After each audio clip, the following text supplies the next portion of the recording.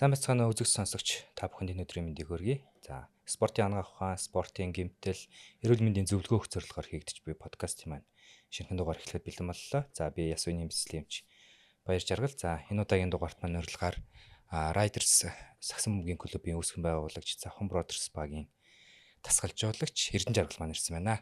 За, урилгыг хүлээж авч ирсэнд баярлалаа. За, баярсанд баярлалаа. Тэгэхээр ярианыхаа сэдвийг бол Яркагийн талаар эхлэе гэж бодож байна. Ер нь анх сагсан бөмбөгтэй хизээ холбогдож эхлэв. За мөн тасгалжуулагчийн карьер хизээ эхлэв. Сүүлд аль баг дээр аль багууд дээр ажиллаж байгааг гэх мэтчлээ. За, ер нь бол ер нь 40 мянгатын хүүхэд уугал.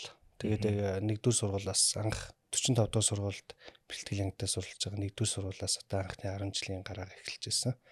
Тэгээ одоо ингээд манай үеийн найз нөхд маш олон сагсчид болон дасгалжуулагч нар байна. Ер нь тэгээд сагсны школтой гэх юм уу тийм сургууль байсан. За тэгвэл тухайн үед бол би нөгөө сагс гэхээс илүү ер нь бөмбөгтэй спорт бол юу л вэ бүгдийн сонирхож тоглодог байсан. Тэгээд газрын теннисэнд илүү дуртай байсан. 1-ээс 4-р анги хүртэл газрын теннисээр хичээлжсэн. Гэхдээ манай ах болохоор яг Сүхбаатар дүүрэн шигшээ тоглодог Алтан сүх гээд сагсчин байсан. Тэгээд би ахыгаа ер нь их айгүй харж үлэр дүүрэл авчдаг анх сагсан бөмбөг дуртай. Тэгээ бид нар ч нөө яг хөтлөөр уртлын байрны арктай байрны аркн дотор гадаа энэ зүгээр талбаан дээр төмөр юм шаттай тийм дэр ингээл хуучны юм хятад бол юм орс бөмбөгөөр тоглол. Тэгэл анх ер нь бол нэг юм сагсан бөмбөг гэл бид нар ч нөө Jordan өдр гэдэг чинь яг жинхэнэ тренд болж исэн үе байсан. Тэгэл пүүцэн чарж ирээ. Тий. Тэгэл бид нар ч нэг Jordan пүүцтэй болъё.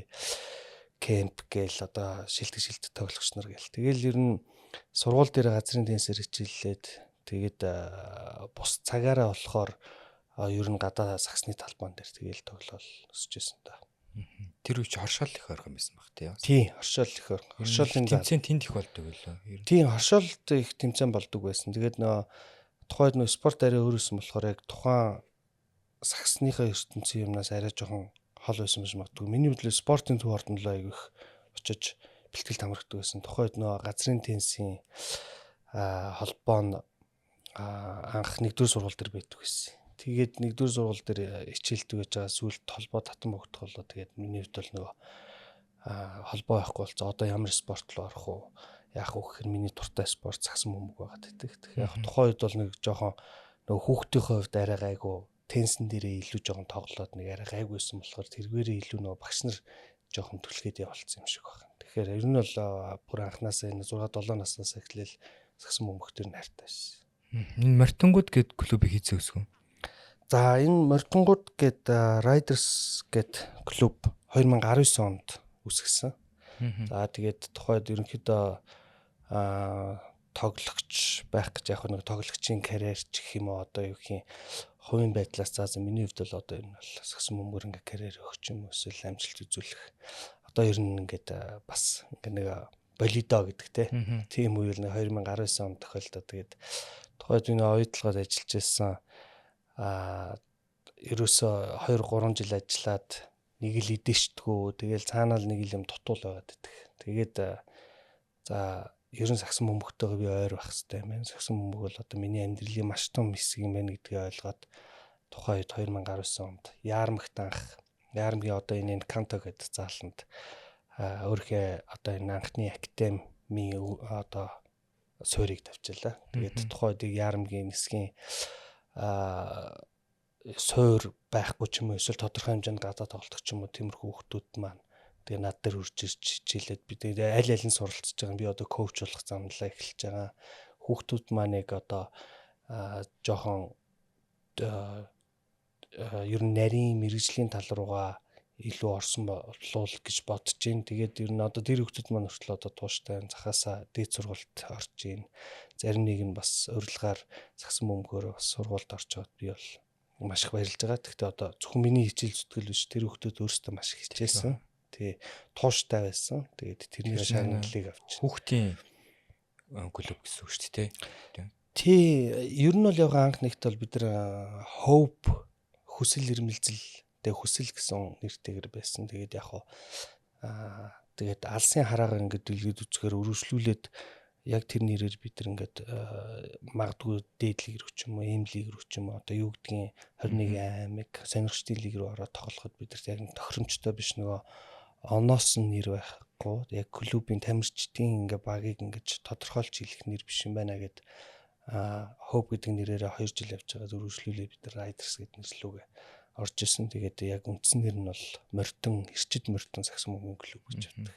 Тий. Зөвхөн өсвөр биш. Тэгэхээр ч одоо 6 7 жил болсон биш тий. Тий, 7 жил. Тэр чинь анхны хүүхдүүд чинь одоо дээд сургууль руу орж байгаа. Тий. Яг гоё 11 12 таас аваад тэгэл бас бахархгүй шүү дээ юм шүү тий. Тэтгэлэг аваад орж байгаа гэдэг чинь. Сая сүүлийн үед бас нөгөө ихтэй сургуулиуд манд бас аягүй их дэмждэг болчих тий. Нэг үед бол сая чинь нэг UB Cap гэл тий. болдог. Тэнгүүд гоё сургуулиуд чинь харж лээлээ тэтгэлгүүд аваад 100% тэтгэлэгч бас том боломж шүү дээ тий. Маш том боломж. Ер нь бол яг бидний хувьд ч гэсэн бас нээлттэй боломжууд байдаг гэсэн 10 төгсгöd. Одоо бол тоглогчдыг илүү хөгжүүлэх энэ сүүлийн үед Монголын нөгөө дасгалжуурчдын холбоо, Монголын сагсан бөмбөгийн холбоо, дээрэс нь үндэсний дээдлийг хөгжил маш сайн хурцтайгаар хөгжиж байна. Гадаадын маш мэрэгжлийн одоо экспертүүд ирж Монголд ажиллаж байна. Тэрэн дээрээс бид нар бас суралцж байна. Тэгээ өргөжлүүлэн бас дараагийнхаа дунд сурвал болон академи, жижиг клубүүд, за багш нарт мэдээлэл ингэж явж байгаа учраас энэ болон бас хүүхдүүдэд их том нөлөө үзүүлж байна. Дээрээс нь бас нөгөө мэдээлэл аягүй нээлттэй болчиход байна тийм. Нөгөө интернет рүү ороод хүссэн мэдээлэл, хүссэн дрил, ерөн сагсан бөмбөг гэж юу юм, яах вэ, ийх үү гэдэг юмудаа нээлттэй арчиж байна. AI одоо өөрсдөнд нь маш их зүйлийг бас зөвлөд хэлчихэж байгаа бах тийм. Гэхдээ яг хуу технологи хичнээн хөгжсөн ч гэсэн сагсан бөмбөг бол одоо технологиор ч юм уу, роботоор гэж юм заалах ч юм уу бол төвшин дээр очоогүй бах. Тэгэхээр нөгөө багш тасгалжуулагч нар нэг хөгжих ирээр суралцагчид, тамирчид бол сайн гарч ирэх баг. Дээд лигийн багууд руу, мэргэжлийн багууд руу хэзээс орж ажиллаж эхлэв? Тий, ерөнхийдөө яг хуу над би 2018 онд 18 дугаар сургуулийг төгссөн. Яг нэгдүгээр сургуулийг бол төгсөөгүй, мэдээж хэрэг амьдралын шаардлагаар бидний үеч бас их нас цаашаа нүүдэг байсан. Тэгээд сургууль хэд хэдэн сургууль дамжиж явж хагаад тэгээ хаан улд өрх тамис үлд 18 дугаар сургуульд сураад тэгээд 2 жил суралцаад тэгээд тухайн үед яг 18 дугаар сургуулиас тоглоод хаан улд үргээс дэргэл бас шигшээ баг гэл тоглолдог байсан л та. Тэгээд төгсөхдөө нэг хэд хэдэн сургууль бас сагсан бөмбөр явах боломжтой гэд бас нэг 50% өнгөлтөө урилга гэтэргээл тухайн үед орж иржсэн. Тэгээд манай гэрийнхэн бол ерөнхийдөө жоохон гадагшаа явуулах сонирхолтой. Жоохон Европ руу явуулаад өөр газар очиж боловсрол эзэмшүүлэх, тэгвэл одоо алстай өрт нь илүү хэрэгтэй байх гэдэг үндслээр би нэг жилийн хугацаанд нэг бэлтгэл хийнгээ. Одоо хуучин Югославийн Хорват гэж улс байдаг шүү дээ тий. Одоо яг сербтэй ижилхэн ижил хилтэй тэр орн руу нэг жил хүлээж байгаад тэгээд тийшээ коллеж суралцгаар явчихсан. Тэгээд тухайн үед нөгөө сербил сурцсан байсан. Тэгээд 2019 он нөгөө коучер тасгалжуулагчаар ажиллаж эхлээд хүүхдүүдтэй ажиллаад өсвөрийн хүүхдүүдээр ажиллаа байж хат нөгөө сербис коучнер 2023-аас 24 онд Эпс баг дээр одоо Лала Грунович, Хүүн Матия гэдэг ингээд 2 коуч ирсэн. Тэгээд тухайн үед одоо манай хин Санжаа найз бас санал болгоод надаа ийм байна гэж одоо сербилт юм чинь дээрээс нь сагсны хүн. Одоо энэ дээр ингээд ажиллаад ингүүл бас тохиромжтой юм биш үү гэд. Тэгээд тухайн ч гэсэн бас миний үуч гэсэн бас сонирхол байсан. Тийм. Тэгээд маш том завшин гарч анх Эпс баг дээрээс орчуулагч, ассистент коуч гэсэн мэргэжил дээрээс эхэлчихсэн. Тэгэхээр шууд сүүлийн 3 жил дээдлэг дээр ажиллаа тийм 4 жил болч 4 жил. Тийм. Эпс дээр туслах тасгалжуулагч, дараа нь бодонц дээр ерөнхий менежер, туслах тасгалжуулагч. За түүний дараа майнерс гэхдээ богино хугацаагаар ерөнхийдөө орсон. Тэгээд Завхан Бродерс өнгөрсөн үйлрэл ахлах тасгалжуулагчаар ер нь ажиллаад тэгээд одоо ирэх үйлрлийг одоо хүлээл хийж байна да. Тэгээ надад нөө хүүхдүүдтэй ажиллаж байсан аюух таалагдлаа л тэгээд хүүхдүүдтэй ажиллахад ер нь хэцүү хүндрэлтэй юм хэрэг байсан. Тэгээд дээрэс нь ер нь энэ нөгөө багийн спортны ялангуяа за хувийн спорт нэг ганцаарчлсан спорт ч спорт аягүй хүүхдийг төлөвшүүлдэг юм шиг санагддаг байхгүй. Одоо дурлуулж जैन дээрээс нь тийч ах цахаа ингээ би нэг ер нь ингээ багийн спортын дээр ялангуяа анзаарч хахад тийч анзаарагдал та яа ингээл үе үеэрээ ахаа яаж хөндлөх үү те. Тэгээд ах トゥ угийн харьцаатай байдаг. Тэгээд дээрээс нь аяг төлөвшөл бий болгох юм шиг санагдаад байна. Ер нь одоо тэр ах одоо 11 12 та хүүхдүүд чи одоо 10 жилдээ төгсөөд их сургуульд орж जैन насанд орж जैन төлөвчлийн хувьд ер нь хэр их өөрчлөгдсөн бэ? Анзаарсан уу ер нь? Ер нь яг ямар ч спортоор хичээлсэн маш том сөрөг талаас илүү давуу тал бол илүү олон. Тэгээ ялангуяа сагсан бөмбөгөөр хичээлэхэд бол багийн спорт учраас наацх нь хувиа хичээх тий зөвхөн өөрийнхөө одоо ингээд амьдч тоглож ийн ингээл хэцүү хүүхдүүд бол ингээл ад үзэгдэл эхэлдэг шүү дээ тий эсвэл нөгөөдөл нь хойгоор нь ингээл үнэхээр тэр хүн сайн тоглогч бол мэдээж хэрэг бусдад дэмжиж тэрийг төлөхөд явуулдаг. Тэгээд ер нь хамтаар байна. Бие биенийхээ талаар их бие бинийгээ их боддог болно тий. Тэгээ нэг бөндөө нэгэнтэй нэг зорилготой явж байгаа учраас одоо үлс цангасан ч гэдэм үү бидний үед бол тийм болно хоолундаа ч юм уу хөлнийхөө бентиг ч юм уу эсвэл гимтсэн бол бие бинтэйгээ юм ээлжлээд хэрэгжилдэг тий.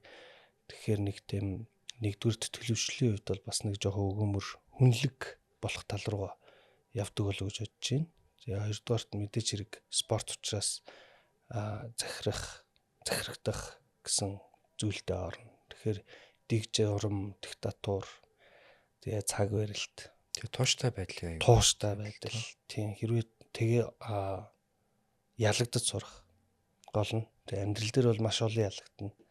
Байнга л ялагдана. Тэгээд тэр болгонд ялагдлыг өөрөө даваа тал болгож харж чадаад тэрэн дээрээсээ босч ирээд дараа өөрийгөө дахин суралцаад илүү өөрийгөө өчржүүлээд явах тийм чадварыг ус өгдөг болов гэж бодож байна. Тэгэхээр ер нь бол одоо бидний үед ялангуяа дасгалжуулагч нар өсвөр болон мэрэгжлийн сагсан бөмбөг дээр ажиллаж байхад бол байнга л ялагдал байдаг. Тэгээ одоо ер нь бол хожигдоод бол сурцсан байдаг. Гэхдээ тэндээс агуулгаараа бид нар яг юун дээр алдчихв, юун дээр болохгүй байна гэдгийг хардаг. За хоёрдугаар бол хүүхдүүдийн хувьд бие физиологийн хувьд одоо маш их давуу талууд үүснэ. Ер нь бол сагсан бөмбөг хичээлсэн хүүхдүүд бол яаж ч бодсон бусдаа одоо спортоор хичээлж байгаа юм эсвэл ер нь зүгээр энгийн хүүхдүүдийг бодвол өндөр болдог.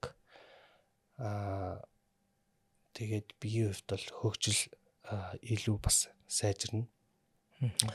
Тэгээд жингийн илүүдлээс бас манай дээрээс орж ирж исэн хүүхдүүдээс ер нь нэлээд олон хүүхдүүд жингийн илүүдлээс ер нь салсан хүүхдүүд бол 3 хүүхд байдаг.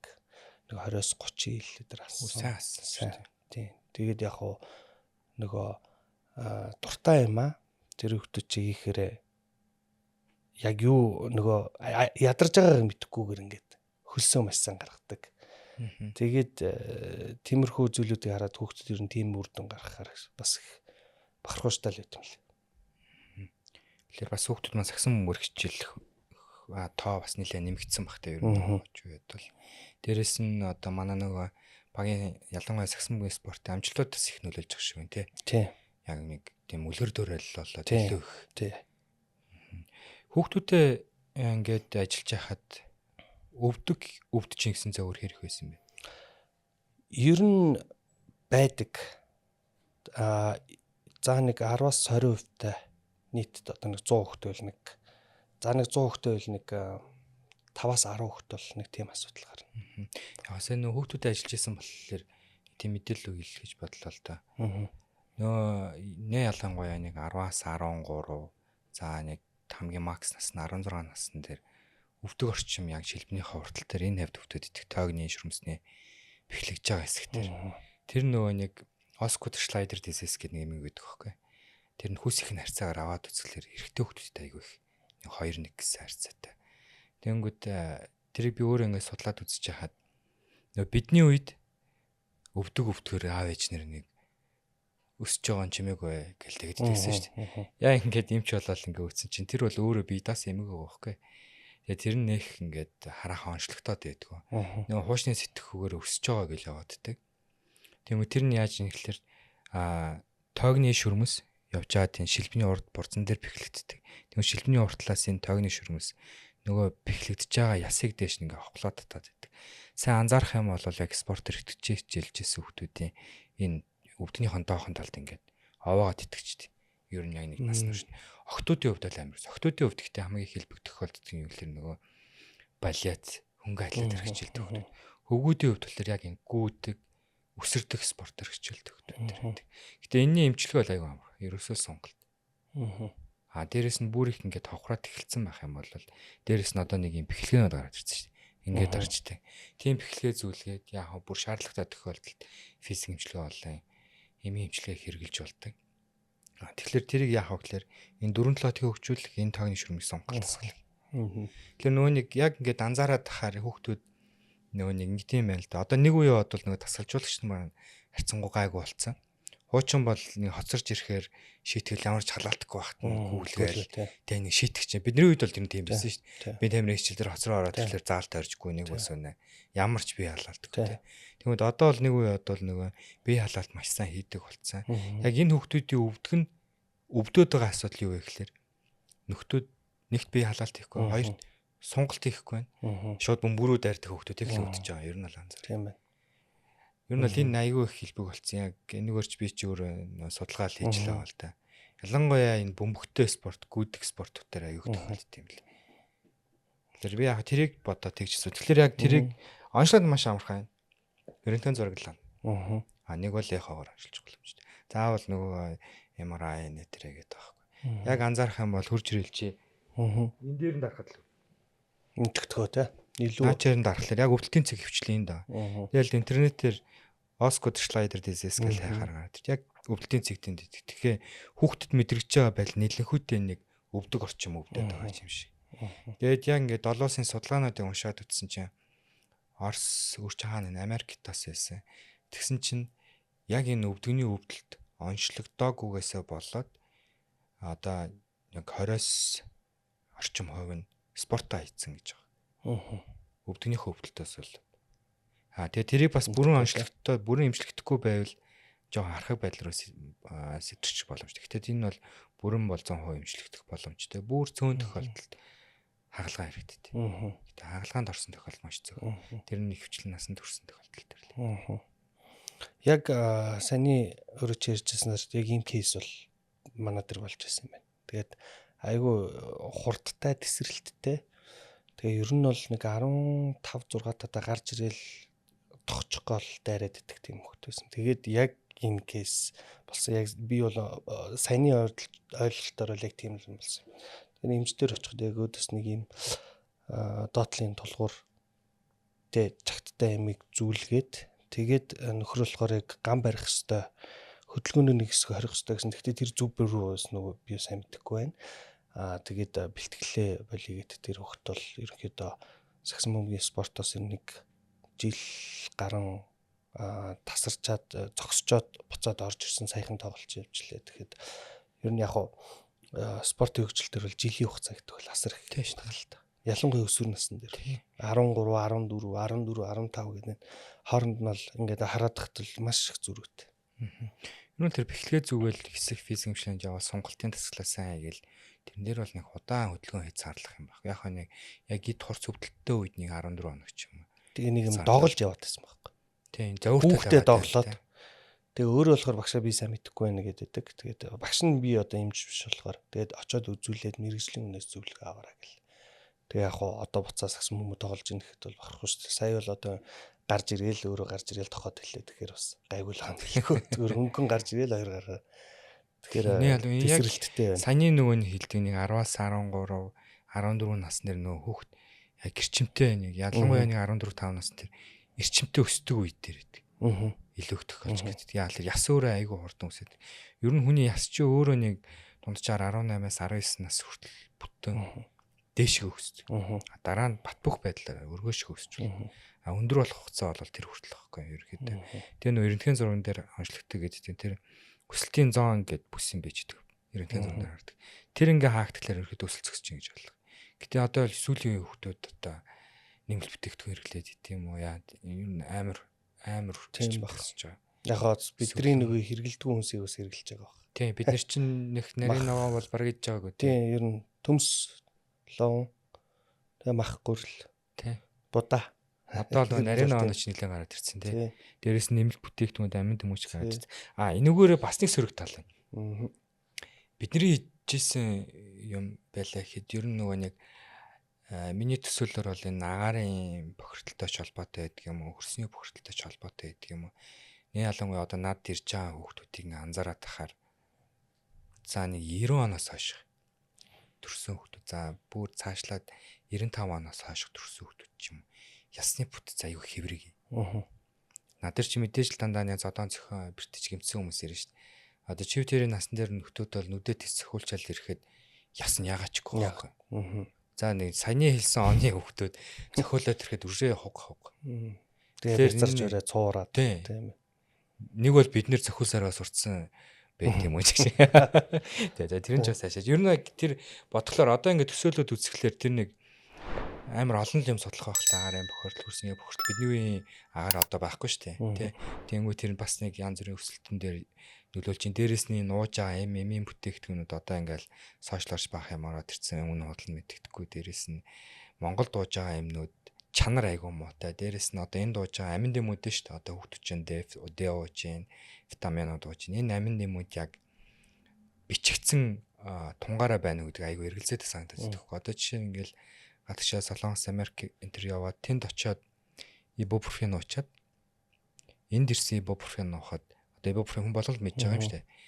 Чанарын хувьд шалгаар уугаал өвчин намддаг ч юм уу тий. Энчнээс аваад уухаар нэг өөр. Одоо би хамгийн ойрмхон одоо манай эмчнэр чинь ингээл ийш тийш ингээл сургууль муралтаар явдаг. Би одоо баг өөртөө гэртээ аптектэй зориулж тэнчнээс хаяа юм авчирч шүү дээ. Банк хэрэгэлдэг юм одоо нөө терафло ч юм парацетамол ибупрофен. Монголд улсныг заргаж байгаа ямиг аваад уухаар чанар муу яалтчгүй чанар муу гэдэг. Дооз нь баг байт юм лөө. Ер нь чанар л муу гэсэн үг. Тийм байна. Тэгээ нөгөө нэг буруу оронч гэдэг юм уу, дундаж оронч гэдэг юм уу, тэр нь тааруулж хямдхан юм Монгол руу явуулдаг юм шиг зүгээр надад зүгээр сүүлийн хэдэн жилүүд тийм мэдрэмж аяух төрөөд. Одоо Эпс данх ажиллаж илаа. Тэнд яг энэ подкастын бас нэг зорилго маань нөгөө спортын анаах ухааныг ер нь ямархуу бүтцтэй ажиллуулах гэдэг байгаа гэдгийг одоо түгээх гээд мессеж өгөх гэж зориод та. Ер нь Eps Miners зохон Brothers дээр ингээд ажиллаж хаад яг эмнэлгийн арын албанд ямархуу бүтцтэй ажилладаг гэсэн. За бүтцийн хувьд л яг багийн эмч гэж байгаа. Тэгээд терапевт хөдөлгөөн засалч гэж байна. За хүчний дасгалжуулагч байна. Энэ гурван хүн бол ерөнхийдөө түлхүү хүний тамирчдын бие дээр анхаарах, ерөнхий шинжилгээг багийн эмч хийгээд тодорхой шинжилгээ зөвлөгөөнүүдийг хөдөлгөөн засалч юм уу эсвэл бидний гэрээтэй байгаа эмнэлэгт тодорхой эмчилгээнүүдийг бичиж өгөх ийм тариануудыг хэрэглэх шаардлагатай гэдгийг бол хийж явдаг. Тэгээд ер нь бол урд нь бол бидний хувьд бол ерөнхийдөө одоо багийн дасгалжуулагч гэж байгаад багийн менежер гэж байдаг ч юм уу. Нэг тиймэрхүү маркетинг төсөм бол одоо л сүүлийн үед яг нөгөө мэрэгжлийн хандлага, мэрэгжлийн дасгалжуулагч нар одоо Монголын лиг рүү орж ирснээрээ өөрсдийнхээ шаардлагыг аягүй их тавьж эхэлсэн. Тэрэнд юу гэхээр багийн эмч гэж байх хэрэгтэй. Багийн эмч яг тодорхой магадлалыг бичиж өгч ээж би тэрэн дээр үндэслэж ээж яг тэр тоглогчийг авах уу авахгүй юу эсвэл энэ тоглолтод оруулах уу оруулахгүй юу гэдгийг шийддэг. Дээрэс нь одоо зарим багууд бол бүр хоёр хөдөлгөөн засалч гэдэг бол маш чухал, терапевт гэдэг бол үнэхээр чухал юм байлээ гэдгийг бид нар одоо ясмахаар л туулаад явчихна л да. Тэгээ яг зарим нэгэн тохиолдолд үнэхээр тэрийг мэдэхгүйгээс гүйцэд recovery нөхөн сэргээлт хийгээгүйс болж нөгөө тамирчин маань одоо плей офф юм хүнд ачаалтаа тоглолтууд дээр улам унах ч юм уу. Эсвэл тэгээ тэр тоглогчийн бэлтгэл болон эмчилгээний юм дээр зөв системээр тааруулж явах, уялдаа холбоотой хоорондоо ажиллах гэдэг бол ер нь бол одоо ингээ мэрэгжлийн баг гэдэг бол бүтцээрээ дор ажил за 30-аас 40 хүн болчиход байгаа юм л та. Тэгээ энэ бол бүгдээрээ маш чухал. Одоо ерөөсөө тэнд нэг илүү ажил хийхгүй хүн ч юм уу гэж байхгүй. Тэгээ эмчийн хувьд бол одоо Эпс дээр багийн эмч гэж байдаг те. Тэгээд түүний одоо ассистент ч юм уу туслах байвал одоо эм тариаг их шаардлагатай тусал тариа. Тэгээд витамин, тэгээд тоглолтын дундуур уух хэвээр уурга гэрцс бодис тоглолт болон бэлтгэлийн дараа уух хэвээр зүйлүүд өндөр ачаалтаа тоглолтын дундуур паузын дундуур тэр хүмүүст энерги болгож одоо эрч хүч оруулахын тулд бид нар ямар зүйлийг хэрэгжилж тэр хүмүүст өгч эрч хүч өгөх юм гээд. Тэгээд одоо тоглолтын өдөр бол жишээ нь дор ажил баг 4 цагийн өмнө тамирчид ирээд өрөөнд ирсэн байдаг. Тэг яг одоо нөгөө коуч нар болж байгаа хатуу шаардлагатай байж яг цагтаа ирэх хэвээр. Төвчрөл төр бол ерөөсөө тийм excuse шалтгаан бол байхгүй. Тэгээд чи мэрэгжлийн тамирчин учраас профешнл байх хэрэгтэй. Бид нар ч өөрсдөө профешнл байх хэрэгтэй. Тэгээд чи өөрөө хоолоо тааруулаад идсэн байх хэрэгтэй гэдэг ингэж байгаа. Гэхдээ тийм боловч мэрэгжлийн хүмүүсийн хяналтанд доор байсан багууд илүү тэр мэрэгжлийн чиг хандлагыг гаргасан багууд яг ч аргагүй урт удаандаа тоглогч нар уналтанд орох нь бага, илүү сэргэлт авдаг, илүү амжилт үзүүлэх боломж нээлттэй байдаг. Эрсдэл багтаа байгаад байгаа юм л та. Ер нь харахад. Тий. Яг бас боломжийн бүтцтэй л гэж харж байна. Тэгэхээр одоо бас тэн дээр арын албан дээр нэмээд яг мэрэгжлийн хоол зөөч, зам сэтгэл зүйч авчвал. Энэ айгүй их юу юм бэ л ихтэй жишээ харахад одоо ингээд өөр улсад нэг олон улсын тэмцээнд бас эмчээр явж лээсэн бусад улсуудыг хараад нөгөө нэг атаарах мэдрэмж аяг их төрж лээсэн л та. Нэг ялангуяа Австралиг хараад би нэг атаарч зөрхөлмийнх нь шигшээ арын албыг хараад тэнцээ хэдэн онд лээ нэг тэмцээ 19 онд тахгүй тэмцээнд явж исэн чинь хоол зүйчтэй, сэтгэл зүйчтэй хоол зүйч нь тэгэл олон улсын тэмцээнд бүфе хоолн дээр дарна. Бүфе хоолн дээр тоглогч болгоны хараас гэж байгаа юм чи идэж байгаа юм байна. Чи одоо энийг тэрийг идэл. Яг зөв. Яг тиймэрхүү байлаар тэгээ бас нөгөө нэг ингээд юугаар завсарлагын дундуур те тоглолтын завсарлагын дундуур бас юу байх вэ гэдэгтээс хавуулаад снэк бар те снэк барнуудаас хавуулаад тэрэн дээр юу н хэрэг хангалттай гэдэг. Ер нь яг коуч өөрөө зохицуулаад байна уу, эмч зохицуулаад нөө эсвэл хоол зүйчээс зөвлөгөө авч иж явж байна. Яг одоо багийн бүтэц зохион байгуулалтууд бол бас жоохон өөр байдаг. Гэхдээ яг масаараа нэгэнтээ нөгөө энэ зөв энэ мэрэгжлийн гэдэг та манайх ч бас нөгөө юмныг мэдэж авах даган дөөрөх ч юм эсвэл бусд ингэж байгаа юм чи энэ ингэж байгаа юм чи гэдэг тийм юмнуудыг бол газ хэрэгжүүлээ явдаг тий. Гэхдээ яг тэрний өмнө яг үнэт зүйл цаана үнэхээр юу болоод байгаа вэ гэдгийг бол маш сайн мэдрэх хэрэгтэй. Тэгээд өөртөө ер нь ихэнхдээ урд нь бол ингээд гол юмнуудыг ялангуяа ассистент коуч нар бол маш их үүрэгтэй.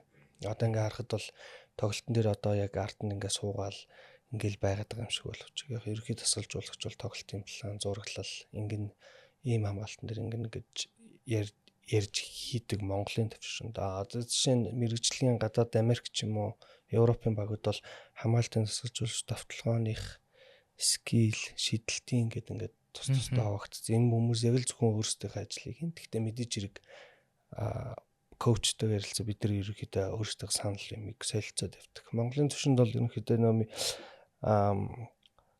магадгүй багууд бас нөгөө зардлаараа баг гаргая гэж бодоод тэгээд яг мэрэгжлийн тасгалжуулагч хүн бүгдийг өөрөө хийх ёстой юмаа мэдэх ёстой гэдэг маркер бас нэг хэсэг бас сая бол явсан. Тэгээ одоо бол ерөнхийдөө ойлгож авсан хүчний тасгалжуулагч, эмч, хөдөлгөөн засалч, хоол зүйч, сэтгэл зүйч. За тэгээ багийн туслах, тэгээ багийн менежер. За энэ хүмүүс ямар чухал вэ гэдгийг бол одоо багууд бүгд мэддэг болсон учраас энэ дэр бол одоо хөрөнгө мөнгө ерөөсөө хайрлахгүйгээр л магадгүй бүх юмаа зориулал зарцуулж байгаа болов гэж бодож байна. Тэгээд тэдний хэмжээгээр тамирчдад нөгөө гүйцэд 100% за магадгүй өөрийнхөө хамгийн чадах хэмжээгээр нөгөө хүчин чадлаараа ажиллах боломж бол нээж өгөх байх. Би яг нэг сагсан мөнгө бодож байгаа. Бусад одоо багийн спорт төдийг бодвол илүү одоо хүчтэй одоо төрж гэх юм уу хүчтэй их амжилт үзүүлж байгаа бас хөрөнгө оруулалт их хідэж хийх тусам төдий чиний тамирчдын ур чадвар айгүйх дэвшлээд байгаа. Яг ингээд зөв нүдэн дээр өөрчлөгдсөн байхгүй ингээд анх спортын төв ордонд л юм болдог байж байгаа л UG аренаар нөгөөл тэгэл шал өөрчлөж шал оруулсан шүү дээ. Тэгвэл тэн дээр ч бас нөгөө юунд хөрөнгө мөнгө оруулахаа айгуу сайн мэдэж эхэлж байгаа шүү. Тэгээ мэдээж одоо юу гэдэг тэр тамирчин арын спорт тамирчдад л ерөөсөө хөрөнгө оруулалт хийж байгаа шүү дээ. Тамирчдад төдий чинээ бүх арын алба одоо юу гэдэг бүх юмд нь мөнгө төгрөг зохицуулаад хөрөнгө оруулалт хийсний дараа нөгөө тамирчин чи өөрөө нөгөө спонсоруудын нүүр царай учраас тэр хүн чи ирүүл байж чадж जैन тий. Тэр хүн чи өөрөө хийж чадах юм тултал хийж чадж जैन. Тэгээ дээрэс нь тэр үеийн нүүр царай болж рекламдж өгч байгаа шүү дээ. тий. Тэгэхээр энэ талаар айгүйх гоё хөгжиж байгаа юм шаардаад байгаа гэсэн. Тийм тэгэхээр нөгөө одоо манайхан ч бас нэг юм болгоныг л ингээл хуучны ор сар гарч юм уу эсвэл одоо юу гэдэг монголчлох гэж ярьдаг шиг за юм сүртэй ингээл тэгдэг шүү дээ тий. Одоо тийм биш болчиход байгаа юм бүх юм профешнл чиг хандлага руугаа явах хэрэгтэй. Тэгээд нөгөө яг юуж яриана одоогийн энэ банк яриана л шилжээд хийж сайжирсан мэхээр тэнд орчныг бүрдүүлээд өгсөн. Ядчил хувцас солих өрөөтэй болсон тий. Тэгэж ордон дээр чинь баг коридор зогсоод идэв тий. Тийм коридор зогсон. Тэгээ хамтдаа үзэгчтэй хамт 0 орно тэгэл гадаана манай зарим нэг ах нар гадаана хамт сайхан үзэгчтэйгээ сайхан тавьж байгаа л ороод ирэх чинь тий. Яг халуун дулаан гоё урамсгалтай юм ч гэсэн тамирчид тэр нь дасан зогцсон ч гэсэн гэхдээ тэр хүмүүст мэрэгжлийн тамирч учраас өөрт нь өөрийгөө бэлдэх наацхийн тейп одоо энэ болт өдр гэж байгаагүй ер нь бентмент юмар тэгэл өвдөгч өдр зүгэл үцдэг байсан тий. Тэгээд одоо болохоор ингээд зориултын юу яриана дээр ороход төрүүлээ тамирчин хурж ирээд тэндээ ороод хоолж хөнгөн хоолоо идчихэд өөрхөө тейпийг санаа амар хийлгчээд тэгээ сэтгэл зүгээ бэлдээд тоглолтондоо фокуслаад тэгээ багаараа суугаад хоорондоо гоё хөгжилтэй юм яриад уур амьсгалыг бүрдүүлээд тий. Тэгээд коучтойгоо ярилцаад хурлаа хийгээд за бидний юм төлөвлөгөөтэй ингээд орчин бүрдэнэ гэдэг бол маш чухал юм а гэдгийг энд харуулдаг байна. Тэгэхээр нөгөө энэ өгшөө үргэлжлээд илүү профессионал илүү далаацтайгаар за магадгүй утасны өрөөний шил илүү томордог ч юм уу тий. Тэгээ одоо энэ өмсгөлийн асуудал эдрийг тухайн үед нь шууд тэнд нь одоо цэвэрлээд угаагаад бүх юм бил байж дөрвөлжлүүлээ ингээл дараа шат руугаа орж холуулж яг хитрхийн нөгөө нэг тансаг юм яаж байгаа ч гэхдээ гарч исэн л кейсүүд тахгүй ялангуяа одоо манай нөгөө алдартай Маркус Казанс чинь анх бодност ирчээд тэгээ хамгийн гол нь NBA бол бүх тоглогчтой оронгууд нөгөө юуг нь өлөгцсөн байдаг шүү дээ жерси бүх юм бэлэн тий өөрөө л баг пүүзээ өрөөл ордог тэгийн бодолтойгоор ороод ирсэн. Тэгсэн чинь манайх болохоор тийм зөвхөн байгальтайж тамирчин өөрөө авч яваад угаа цэвэрлээд ингэдэг тий. Тэнгэр хашир яг тэгж бодоод ороод ирсэн чинь өөрөх нь өмсгөл авахгүй бид нар бас эхний тоглолт илүү хоёр дахь тоглолт дээр ороход бас боо юм болж исэн. Гэхдээ энэ бол яг зүгээр тэгээ болоод өнгөрсөн зүйл кейс тий. Яг өөрөө бол нөгөө миний өмсгөлийг нэг хүн алидийн бэлдээд тэнд өлгөө тавьсан байгаа гэсэн чинь буудалд өөрт нь аваачиж өгөөд туслахт нь өгснгийг нөгөө туслах нь хүртэл тэрийг анзаараагүй. Тэгээ бид нар чинь сандраад бас бөөнл юм болчихсон тохойд. Манай подкастын хамтрагч Nature Plus байгаль ихэс таны гарц.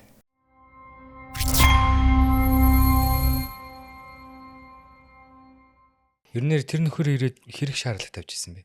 Ер нь өөрчилж ирсэн юмнуудын яг ингээ багийн дотоод бүтцэж гэдэг юм уу? Нэг бол ер нь хэрэг оролцсон байсан. За шаардлагын хувьд мэдээж хэрэг өндөр шаардлага бол алсуураа тавьж байгаа ч гэсэн Казанс хувьд бол бас жоохон юм мэдрэмжтэй. Тэгж актер эготод ч юм уу эсвэл би юм тийм гэдэг нэг тэг шаарддаг байхгүй. Яг өөрөө хэлж байгаа нь бол надад терапист хэрэгтэй. Би өдөр болгон бэлтгэл болгон юуны дараа массажинд орж биеэс суллуулна, стреч хийлгэнэ. Тэр бол байнгын. Тэгээд намайг яг найдвартай одоо ингээд даарахгүйгээр байрлаж байгаа байрлалгаа ингээд өргөд өчтдөг тухтай автомашин байгаад тэгээд заалмаадах юм бол устдаар бол нэг айхтар их юм бол шорт шаарддаггүй. Тэгэхээр яагаад шаардахгүй нөхөр тухайд бид нар бас өөрсдөө бас арай гайгүй төвшөнд очсон байсан бол. Тэгээ энэ хүнд бас энэ үний шаардлагат нийцүүлчихсэн болгочихсан гэсэн өөрсдөө урьдчилсан бас төлөвлөгөө байсан. За ингэхээр энэ хүн чинь ийм юм шаардсан шүү. Тоглолтын дундуур магадгүй банаа. Магадгүй одоо энержи юм да. Энержи ус. Цэвэр ус нь ямар ус уух юм. За тэгээ альчуурнууд нөгөө ямар альчуур хэрэглэх юм гэж байна. Тиймэрхүү зүйлээр бас ярилцаад анхаарч ажиллаж байсан. Казанс чи анх нөгөө NBA-с цодог тайлж байгаа чинь ахилн гэмтэж байна. Монгол төрхөж юу гэмтэлтэйсэн болоо. Би зүгээр л тоглолтын ингээл олон хүмүүс л харж лээсэн л тэ NBA-д ажиллахгүй байна. Нуучин гэмтлээ нуучин ч гэх юм уу зарим юмнууд юм явуулах шиг байсан. Нэг хүчилж тоглохгүй ч байгаа юм шиг. За body check гэж байдаг те. Full body check гэж байдаг. Тэрийг бол бид нар урьдчилж авч хатал Казанс явтал бэртэл гэмтэл байхгүй гэдэг зөвхөн хурууны асуудал байсан. Тэгэхээр магадгүй тэр хүний өөрийн бие дээр ажиллах мэргэжлийн тамирч өөрөө зөвхөн сагсан бөмбөг гэдэг чинь зааланд гүгээд бөмбөгөөрөд гүгээд тахта биш болсон. Энэ нэг төрлийн хүчний спорт болсон. Контакт авч чаддаг.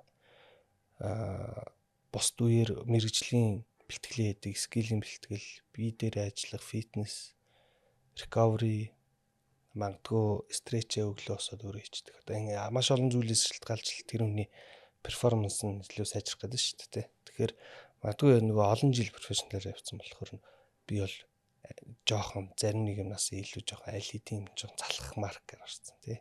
Тэг жоохон lazy болцсон тий. Тийм байсан болов уу гэж боддیں۔ Сая сэлэн бодносын хувьд бол body check гэд хийд юм байна тий.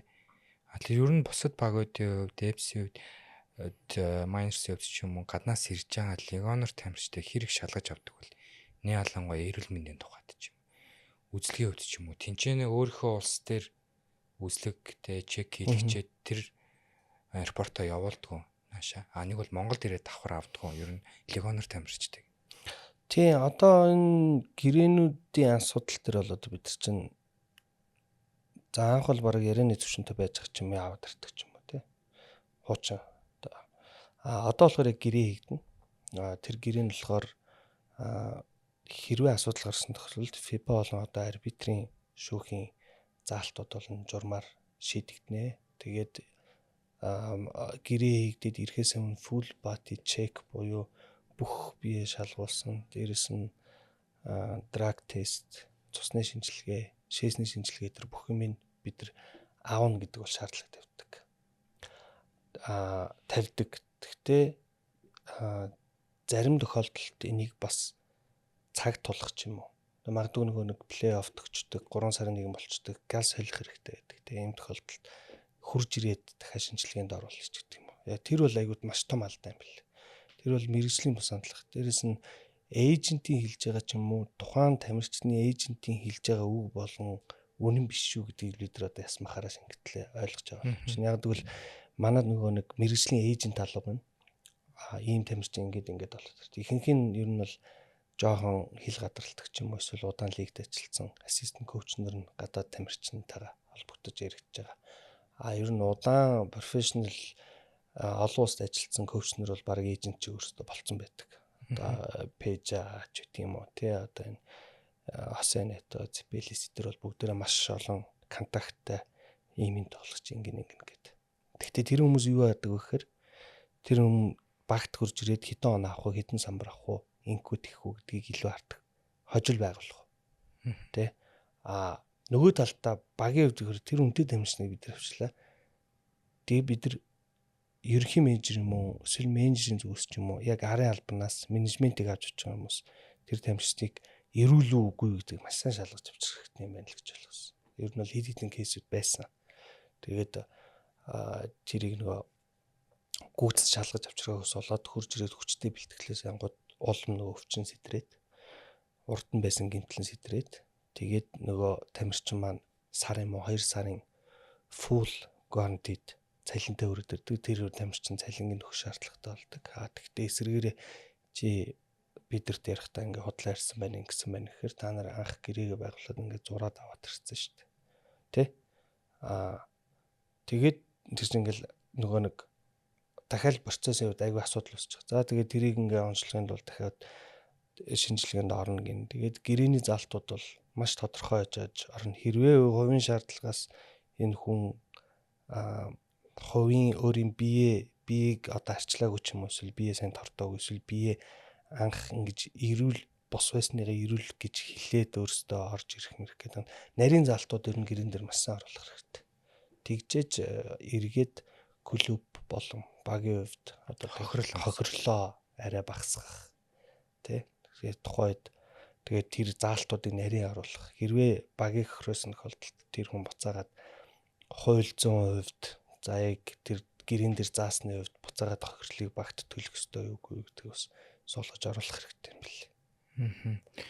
Ер нь хятадад тэгж тохиолдсон бол мөнгөнд нийлж болох кейсүүд байна. Яг уу тэгэл яг энэ чин импорт тамирчид чин одоо бол тэгэл нэг доотлол нь $7-8 доллараар л тоглож байгаа шүү дээ, тэ. Дээдлиг дээр бол улирлын хугацаа гэсэн. Сарын. Тэгээд тэр чинь $7,000 тэгээд ихэнх тамирчид чи эхний сарынхаа юуг бол шууд баталгаатай аваад тэгээ өргөжлүүлээд яана. Эсвэл эхний 2 сар баталгаатай хийгээд өргөжлүүлээд байна. Тэгээ мөнгөний хувьд бол тэгэл хохирол Нислэг 20 тийм энэ ч одоо зөвхөн импорт тоглогчтой биш баг хохирчж байгаа юм л та.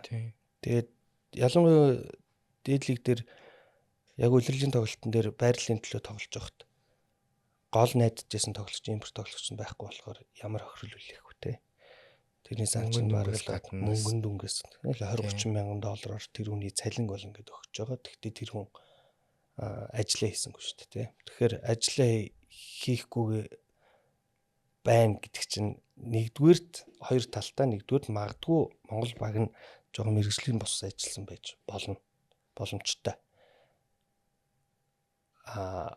Нөгөө талдаа болохоор тус тамирчин өөрөө бие дээр анхаардгүй өөр хэрүүл мэнд дээр дутуу анхаардаг ус байж болно. Сая лигийн хугацаанд юу н бэртэл гэмтэл хэрэг гарч байна. Бэртэл ер нь ихтэй. Тийм голцоо ер нь ямар гэмтэл гарч байна. Ялангуяа юу гэдэг удирлыг үнжижсэн тохиолдол ч юм уу. Нэг бол нэг хідэн тоглолт үнжижсэн тохиолдол ямар гэмтэлт байсан бэ?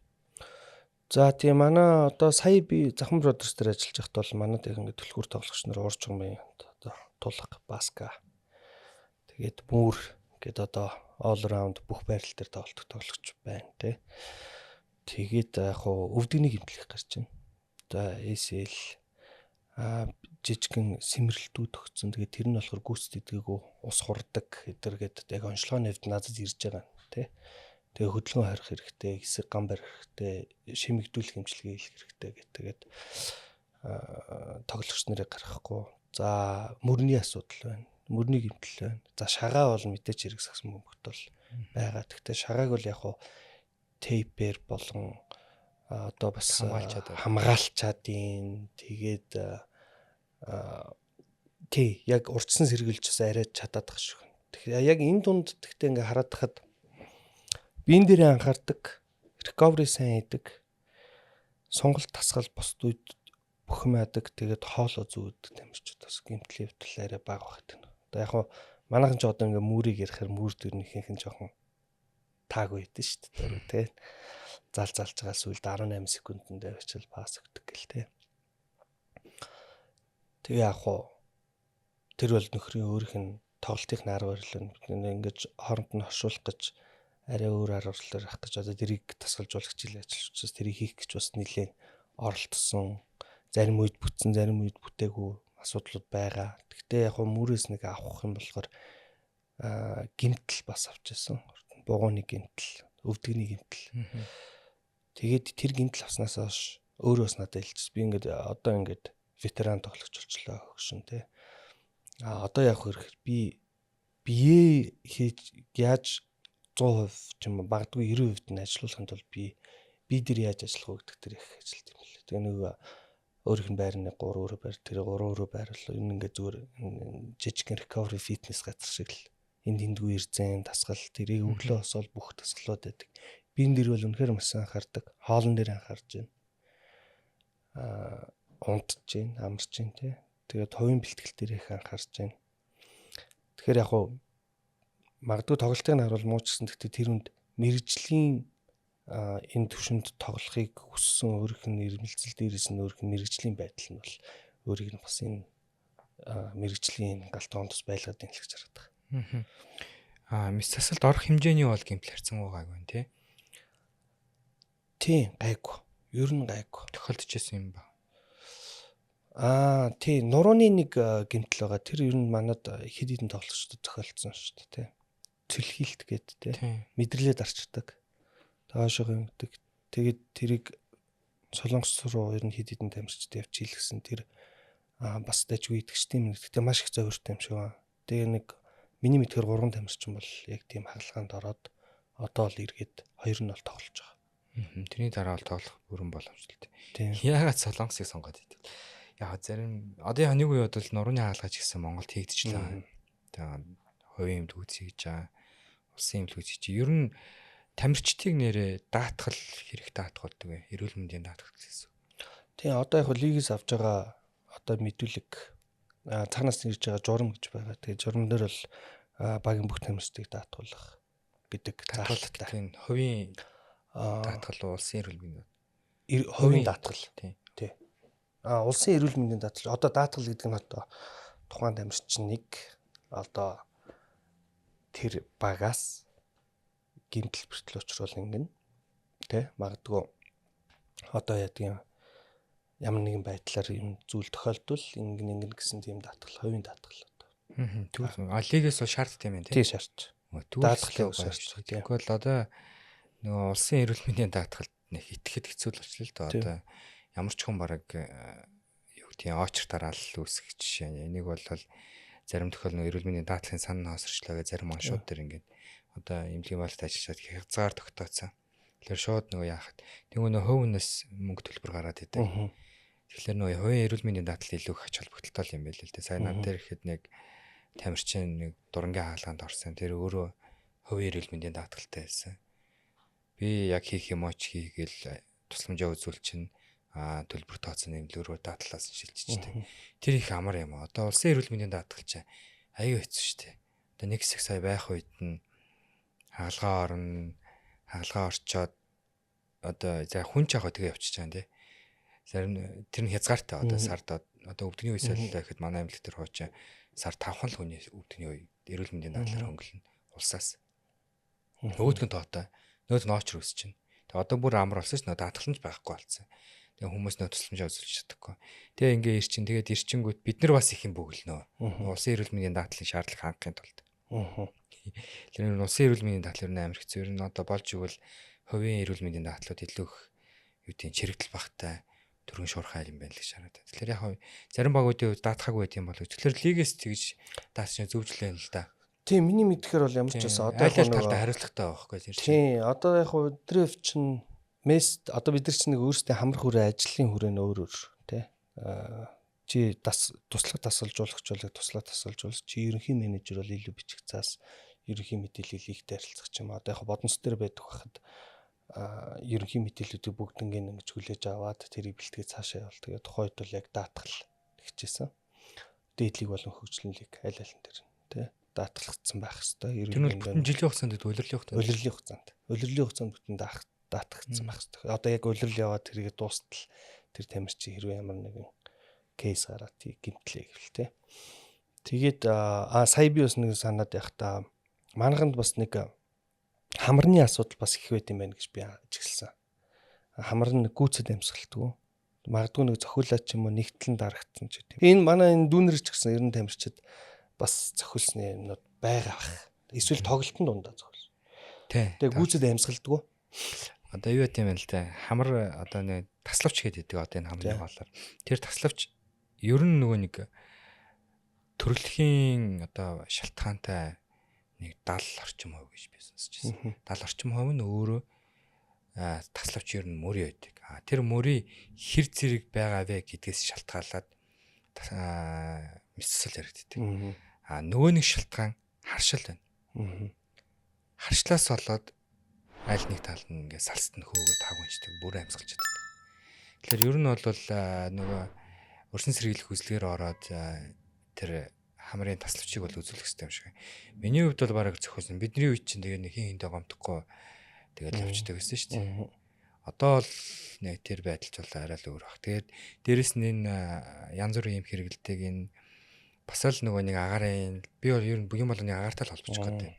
Агаартай холбоотой харшлын үүсэх магадлал аюу хөндөр болцсон. Тэгээд одоо ер нь бол тэр 70% гээд одоо нийт хүний 70% таславч мөрөөлэй гэж бодоход тэр 70 дотор харшилтай хүмүүсээс нэлээд өвийг эзэлж байгаа. Одоо ингээл харшлын үйлрэл эхэлчихлээ шүү дээ. Ноо ургаал эхлэнгүүд одоо миний эргэн тойрныхын 5 хүний 3 харшилтай байгаа.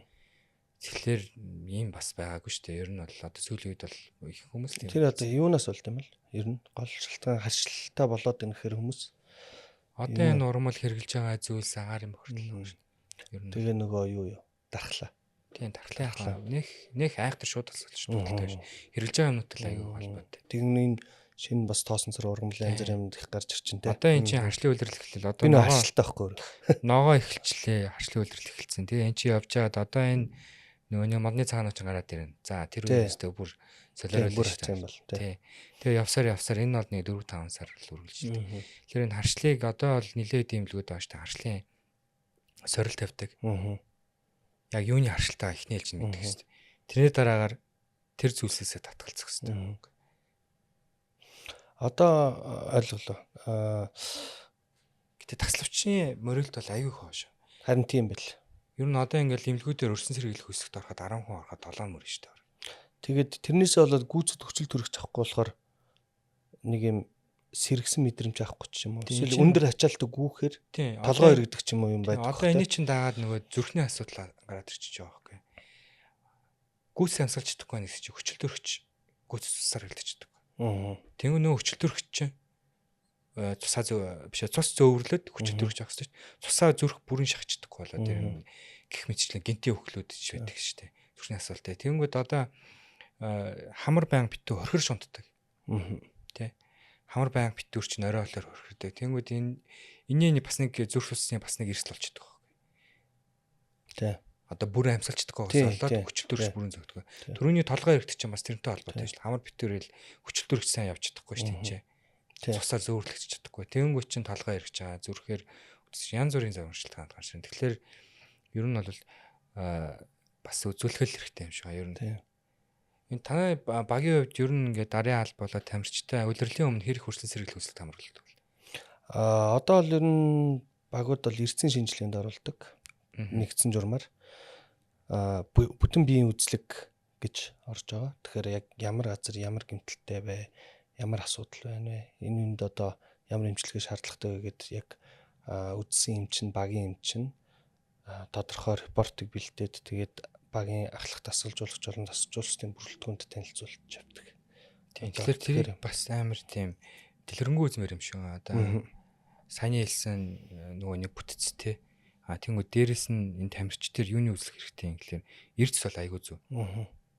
Тэнцэнэсийн шилтгаалаад эдгээр одоо энэ нэр манай хамтрагч Nature Plus гэдэг янз бүрийн эрдэсүүд байгаа. Эрдэсийн шинжилгээ өгөөд ямар эрдэсийг ямар тунгаар авах вэ? Одоо би жишээ нь тамирчин биш учраас өршлөн сэргийлэх тунгаар авах байхгүй. Тамирчин хүн надаас илүү хоёр дэх. Яагаад гэвэл хөлсөөрөө бүх эрдэсээ алдаж байгаа учраас тунгийн зохицуулалттай амар. Өөрөлдөлөөр эрдэсээ нэгт үзэж явах хэрэгтэй юм. Энэ дээр болохоор лабораторийн шинжилгээ байгаа шүү дээ. Тэгээ дээрэс нь эхонууд байна те, хевлийн эхо, үений эхонууд гэж болж байна. За бүр болж өгвөл те өндөр өртөгтэй юм орж ирвэл ямраа байвал бас их зүгээр. Ямраа өөр Монголд аягүй зөөхөн дээрээс нь өндөр өртөгтэй болохоор төдийлөн заавал гэмцэн тохиолдол хийгдэв. Гэмцэн тохиолдол хийлгэдэв. Дээрэс нь нэг чухал юм хэлэх гээд байна. Зүрхний эхо. Зүрхний эмч. Тамирчдын зүрх биднийг бол шал өрөөдөг. Дээрэс нь одоо хөлбөмбөг төрчний Кристиан Эриксэн гэл тоглолтын хугацаанд зүрхэн зөксөө буу юм болсон шүү дээ. Тэр дайны шиг шагж тэр чинь тий. Дайны. Дэлхийн авар гарвал тий. Тий, Еврол. Яг тэрэн дээрээс ингээд тасрагдчих. Сая манай эмнэлэгтэр нэг юу болсон юм л да. 12 сард боллоо. Нэг форум хийгээд тэрэн дээр яг ингээд тамирчны зүрх сонирхдаг хэмжээдэг. Ер нь зүрх судасны эмчилгээ юмч. Тамирчны зүрхний талаар лекц уншсан. Тэрэн дээр бүр амар их гэсүүдэт юм лээ. Одоо төрөлхийн зүрхний тэ цогтой байж тоглож исэн тоглогчч байж байгаа шиг. Тэ гэтээ тэрийгээ сүулт онцлогдож исэн. Тэгэхдээ тэр хүний тэ насчил багнах юм байсан. Яг тэгэхээр одоо спортоор хичээллээгээд тэр зүрхний одоо тутааш байгаа цусан хангамж юм тиймэрхүү юм ачаал өндөр яваад ингээд тэр нь илүү эсрэгээрээ эргээр нөлөөлнө гэж байх уу? Байж болно те. Цусны хангамж нь илүү нэмэгдэх ч юм уу те. Тэгэхээр ер нь бол нэг өрчсөн сэргийлэх үүсэлтээ тиймэрхүү багцыг оруулах зүгээр юм шиг. Тэгээ лаборатори, за дээрэс нь гэмтлийн эмч, за дээрэс нь түрүүн терапист гэж ярьж ирсэн. Тэгээд сэргээнцэх эмч байж гин, сэтгэл зүйч байж гин. Сэтгэл зүйч бас тухайн багтыг сөрөг нөхөрөө бас маш хэцүү шүү дээ. Тэгэхээр бас тэр сэтгэл зүйн онцлогуудыг бас тусгаад би өмнө өөр нэг спортоор ажиллаж байхад нэг тийм судалгаа явуулжсэн. Бүх тамирч тэр сэтгэл зүйн эмчтэй үзлээг онцлогоо хэлгээд тэгээд тэрийг коучд өгчээсэн байхгүй. Тэнгүүд коуч тэр хүнтэй яаж харьцах юм мэдчихэж байгаа байхгүй. Нэгч. Тийм тэгэхээр бас сэтгэл зүйн оруулцдаг.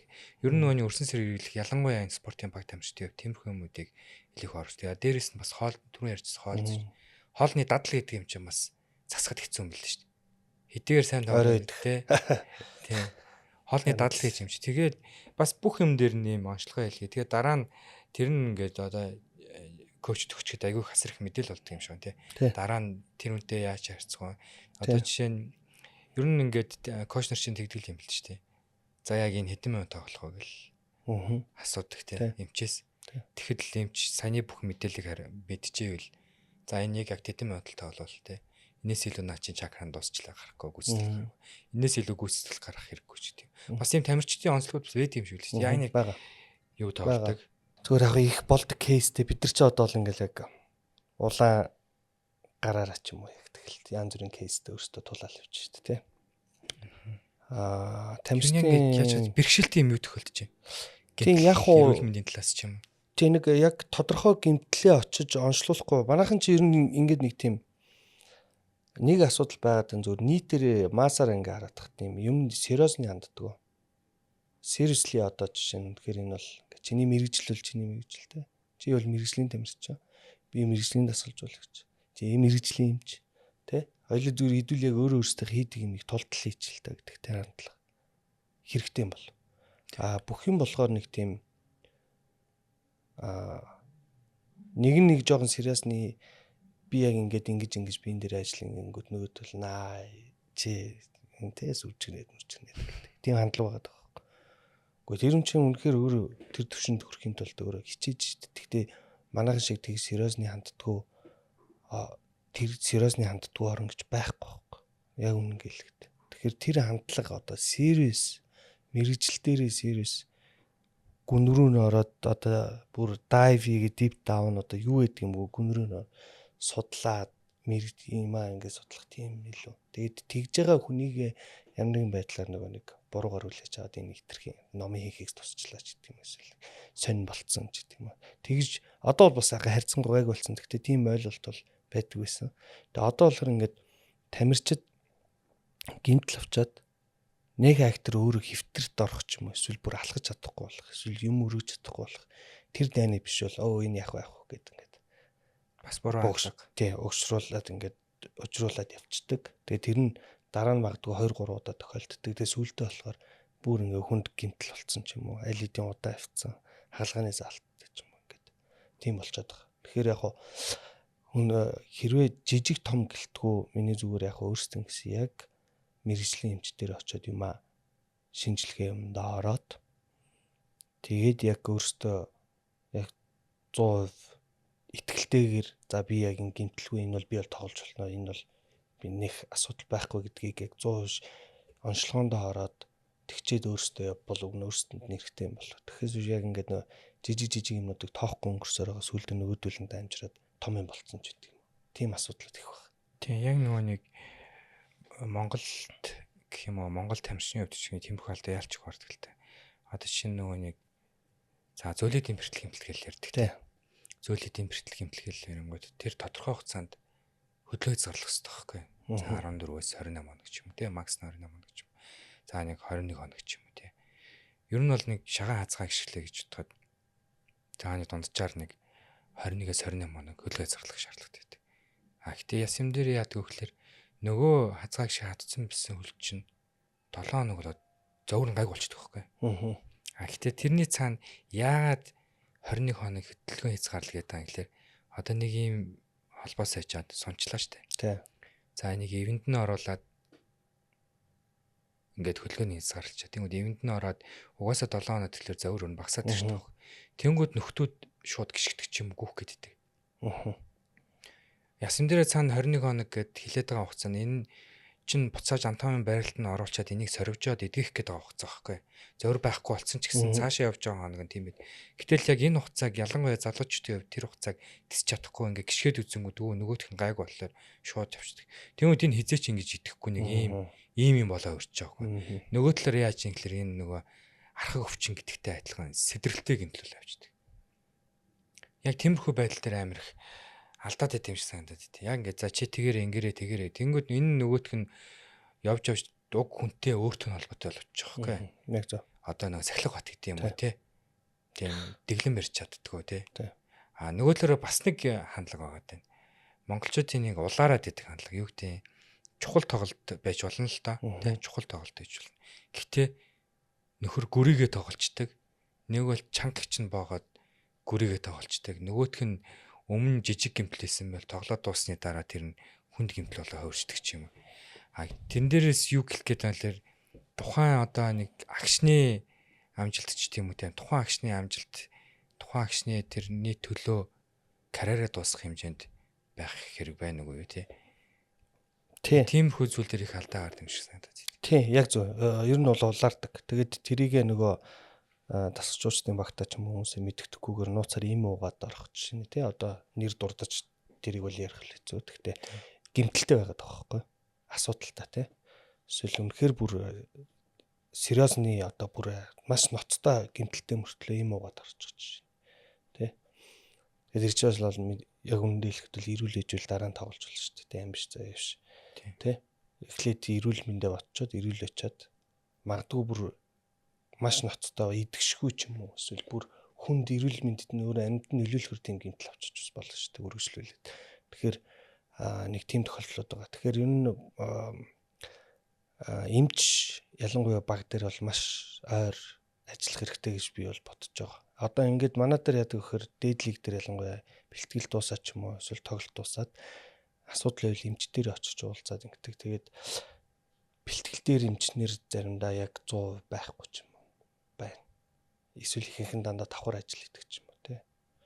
Эсвэл яг ингээд үнэхээр баг дээр профешнл баг дээр орж ирсэн бол тэр хүн яг 100% магадгүй өөр амжихгүй л өөрийнх нь туслах юм уу байдаг. Бүтэн контролд байх хэрэгтэй байхгүй. Тийм, ер нь бол нэг баг дээр байгаа эмнэлгийн албаны 4-5 хүн байлаа. Цаана нэг гол нэг 2 эмч байж байгаа хэвээр. Би бинийг мэдээлэл ширлэх гэж байгаа хэвээр. Одоо шинэ ингээд миний хувьд ихэд гэмсэн механизм айгуу чухал байхгүй. Тэгээ нэг одоо ингээд тамирчид ирэхээр надаа заримд нь бол сурцсан шүү дээ. Бичлэгээ бариа өрдөрдөг байхгүй. Энэ хараа яг ингээ гэмтсэн гэд. Надад тэр амар чухал. Тэнгүүд одоо чинь би нэг баг дээр ажиллаж байгаа шүү дээ. Миний оронд натаа хамт мэдээлэл солилцох юмч тэнцээ байж байгаа хэвээр. Тэр яг ингэж унаад ингээд тэр шүү гэ. Хэлчихдэг. Тэнгүүд яг тэр эмчнэр бас ингээд багтаа уусах хэрэгтэй юм. Тухайн тамирчтай ингээ анзаарч хахад бол одоо миний хууч ажиллаж байсан багууд дээр ингээд хандж хахад яг ингээд дунд нь гоё ах トゥ шиг болчихдог байхгүй. Тэнгүүд тэр чинь надаас юм аахгүй. Тэгэхгүй бол нэг тоглолтын дээр нэг эмч ирээл хуучин бол тийм л байна. Нэг тоглолтын дээр нэг завтаа нэг нэрэл сүүлдээ нөгөө эмчээ багынч танихгүй багийнхаа гишүүдийг эмчинч танихгүй ч юм уу тий. Тэгэхээр нэг тууштай нэг гэхдээ одоо миний болоор эмчнэр бол их нь багууд дээр ажиллаж их давхар ажиллаж байгаа байхгүй. Харин тийм. Яг хуу хэрвээ тийм бол магадгүй одоо зарим нэг хүмүүс нэг нь одоо ажилтаа багт нөгөөдгөө нөхөд ажиллаждаг тий. Сайн шиг хоорондоо мэдээлэлээ солилцож явах хэрэгтэй. Байнгын бэкап одоо ялангуяа бэлтгэл дээр. Тэгээ бэлтгэл дээр тэр бид хэрэгтэй байгаа яг эрдэсийн шинжилгээний ч юм уу яг юун дээр нь тулгуурлаад яг ямар эрсдэл алдаад байгаа тэрийг тааруулаад тунгийн тааруулаад өөрсдийнх нь яг саплимент юмнуудыг найруулад уулгачдаг. Бэлтгэлийн дундуур болон бэлтгэлийн дараа. Тэгэл ер нь тамирчид ер нь мэддэгтийн дөө өдрийн нэг 2 бэлтгэлтэй ч юм уу. Ялангуяа дундуур нь одоо л ажил хийдэг хүмүүс юм том багассан байна. Тэгээд ингээд яг харахад ингээ амраагүй тамирчин бол ер нь бол мэддэгтэй юм хилаалттай байдаг л та. Явж өгөхгүй. Тий. Тэгээд орчин унтааг бол орчин унтаагүй. Эсвэл бэлтгэл хэтэрхий орой тарсан ч гэдэм юм уу. Эсвэл одоо юу гэдгийг замын төгжрөл иймэрхүү юм. Тэгэхээр энэ бол бүх юм айгүй уялдаа холбоотой болсон болохоор бид нар ч гэсэн нөгөө эмч нартайгаа ялангуяа мэрэгжлийн хүмүүстэйгээ ярьж хагаад амралтын бэлтгэлийн амралтын дээрс нь одоо бидний байгаа орчин юмтайгаа хэрхэн тааруулж бид нар уялдаа тэгээд илүү тэр хүнд амрах цагийг нөгөөд илүү перформанс илүү чадамж одоо бэлтгэл дээр илүү ирч хүчтэй байх талаас нь бид нар яах вэ гэдэг чинь маш сайн төлөвлөх хэрэгтэй юм шиг байна. Тэгээд ер нь бол бэлтгэлийн цагийг бол айл болох 8-аас хойшоо айл болох байхгүй байсан дээр санагдсан. Миний бодлоор тий. Ер нь хамгийн багадаа 6-аас 8 гэдээ тусчдаг. Тэгвэл ингээд орой 8-аас юм уу 9-өөс бэлтгэл оронгод 10-11 гэдээ дуусна. Тий харгасаар амжилтны харин дижиталс ч 2 цаг тасралтгүй гүйцэн ч юм уу тий ядарсан энерги авахын тулд идэнэ. Тэгээ идээд унтахсаар хэтэл 1-2 болно. Тэгээ өглөө шидэлтийн бэлтгэл 8-аас юм уу 9-өөс гэж зоочдөг. Тэднээс чинь тэгээд бас залуу тамирчин чинь бас тэгтлээ актер тэг журамтай биш айгүй л орой ороод уцаа оролддог ч юм уу те тоглодог ч юм уу. Тэгээ нойрон дутуу орж ирээ фокусгүй байгаа тамирчин тэр бүтэн төлрөөг байгаа бие бэлдээг байгаа тамирчин хүчтэй хөдөлгөөн хийгээд жоон контакттай онгод гимтчихдэг байхгүй. Тэгэл ерөөсөө яг ядралт нойр энэ зүйлч ерөөсөө буцаа шууд өр нөлөөнд гимтлэр гараад ирж байгаа. Зүгээр яг тэгэл ерөөсөө фокусгүй байгаа тамирчин тэ яг тийм хүн бол айгүй нэг бол өөрөө гимтэн нэг бол бусдыг гимтэн. Яг тий. Тэгэхээр би хааныг бүтэн ажиллаад амарцсан сайн сонголтоо хийсэн тамирчин бол ер нь гимтэл авахтаач гэсэн ер нь арай бага байт юм шиг санагдтыг. Манай подкастын хамтрагч Nature Plus байгаль ихэс таны гарц. Яг мэрэгжлийн тамирчдын хувьд яг ингээд бүр амар юу тийм full контакт авахгүй л бас нөгөө нэг энгийн одоо сонирхчдыг бодвол бэртгэх магадлал маш бага. Одоо унах техник ч гэх юм уу тий. Нэг бол эйгүү гიშгээр бол яаж газардахаа мэддэг. Дээрэс нь нөгөө нэг булчингийн хөгжил илүү тий.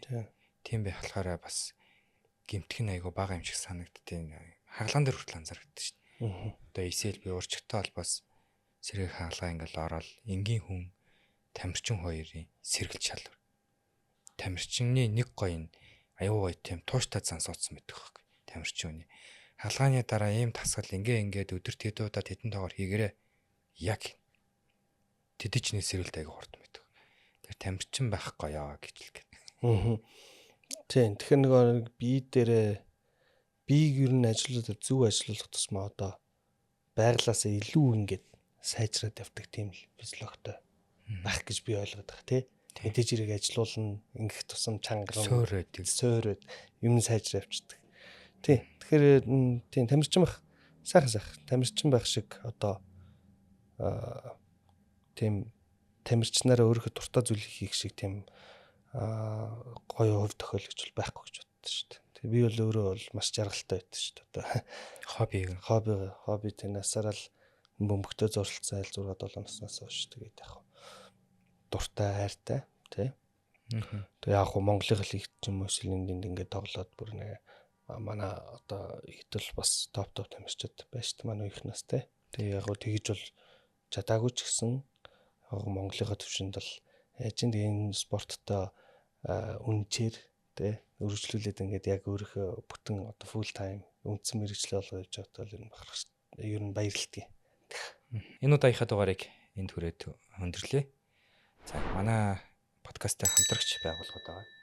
За гин Armaflex гэдэг тейпинг байгаа. Мэдээж тамирчин хүнд бол нэлээ чухал зүйл шүү дээ тий. Тэр үнийг өөрийгөө хамгаалаарай гэх.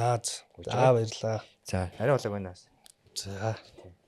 За гин Nature Plus гэдэг байгаль ихэс таны гарт гэдэг энэ ерөөд байгалийн гаралтай нэмэлт бүтээгдэхүүнүүд гэсэн. За. Тийм. Тэгэхээр энэ нэмэлт бүтээгдэхүүн хэд ээж бас. Баярлалаа. За өргөдөж ирээд байх билээ яваад.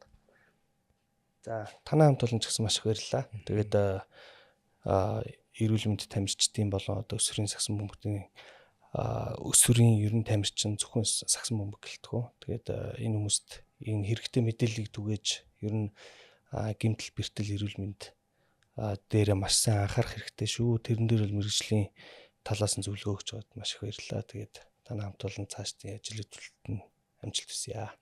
За баярлалаа. За баярлалаа. Спортоор эрүүл аюулгүй хичээлцгээе.